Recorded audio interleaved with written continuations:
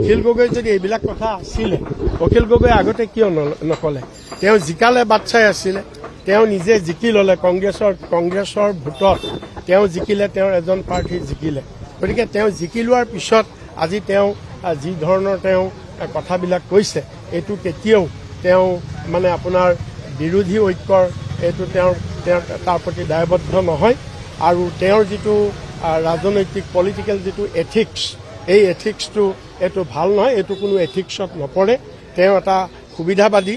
আৰু সুবিধাবাদীৰ নিচিনা তেওঁ স্থিতি লৈছে আৰু তেওঁক কোনোবাই ব্যৱহাৰ কৰিছে তেওঁ আমি আগতেও মানুহৰ সন্দেহ আছিলে তেওঁক কোনোবাই ব্যৱহাৰ কৰিছে এতিয়াও তেওঁ ব্যৱহাৰ কৰিছে আৰু গতিকে অখিল গগৈ বিভিন্ন সময়ত বিভিন্ন কথা কয় তেওঁক খালি বুম লাগে তেওঁক মিডিয়া লাগে মিডিয়াত কেনেকৈ তেওঁ সদায় আহিব পাৰে সেইকাৰণে ৰাইট লেফ্ট যি কোনো কথা কৈ কিন্তু আমিতো কংগ্ৰেছ দল আমি তেনেকুৱা নহয় আমি ৰেছপন্সিবল আমি তেনেকুৱা যি টি কথা য'ত ত'ত নকওঁ আমি যি টি কথা য'ত ত'ত কোৱাৰ আমাৰ দৰকাৰ নাই গতিকে সেইকাৰণে অখিল গগৈৰ চব কথাত আমি উত্তৰ নিদিওঁ এতিয়া কৈ কি লাভ আছে এতিয়া যিটো হৈ গ'ল এইবিলাকতো এটা অদৰকাৰী কথা এতিয়া কৈ কি লাভ আছে যিটো হৈ গ'ল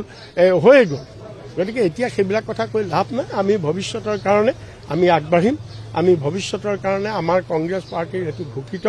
আমাৰ নীতি যে আমি ইলেকশ্যনত জয় পৰাজয়তে নহয় আমি ৰাইজৰ সেৱা কৰাটোহে মেইন গতিকে আমি সদায় ৰাইজৰ লগত থাকিম আৰু ৰাইজৰ সমস্যাবিলাক লৈ আমি সদায় সৰব হৈ